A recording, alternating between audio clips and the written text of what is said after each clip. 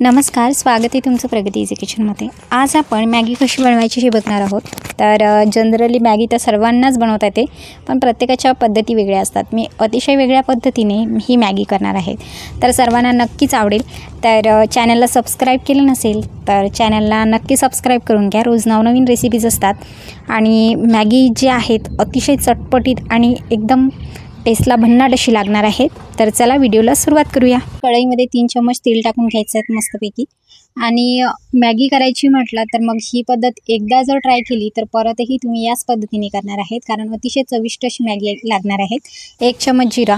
आपण ही मॅगी जी आहे onion tomato Maggi करणार आहोत, तर यामध्ये 1 चॉप केलेला मी कांदा टाकलेला,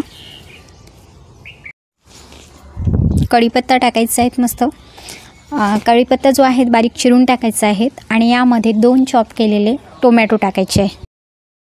तर यामध्ये 2 जे बारीक चिरलेले टोमॅटो टाकून घ्यायचे आहेत, परतून घ्यायचं आहे। साधारण 2 ते 3 मिनिट परतून घ्यायचं आहे आणि नंतर यामध्ये टाकायचं आहे, बघू शकता परतून घेतल्यानंतर यामध्ये आपण शेंगदाणे सुद्धा टाकून घेणार आहोत। तर 1 चम्मच मीठ टाकायचं, हळद टाकायची आणि मॅगी मसाला टाकायचा। तर मॅगी मसाला अजून परत टाकायचा आहे, पण तो कधी ते मी तुम्हाला सांगणार आहे। तर इथे मी साधारण 1.5 ग्लास पाणी टाकून घेतलेलं आहे। त्याला मस्त उकळी जाऊ द्यायची। उकळी गेल्यानंतर यामध्ये आपल्याला मॅगी टाकून घ्यायची आहे। तर साधारण इथे मी 2 ते 3 पॅकेटची मॅगी करणार आहे। तर एकदा जर या पद्धतीने तुम्ही मॅगी करून पाहिली आणि खाल्लीसुद्धा तर नक्कीच तुम्ही परतसुद्धा याच पद्धतीने कराल। तर एकदा नक्की ट्राय करून बघा आणि अतिशय टेस्टी अशी ही मॅगी होते। तर नंतर मस्त होऊ द्यायची आणि नंतर लास्टमध्ये यामध्ये टाकायचा आहे मॅगी मसाला, म्हणजे ज्यामुळे मॅगी जी आहेत अतिशय छान होणार आहे टेस्टला। आणि यामध्ये कोथिंबीर टाकून घ्यायची आहे। यामध्ये शेंगदाणे ऑप्शनल आहे, तुम्हाला आवडत असेल टाकू शकता, नाही टाकले तरीही चालेल।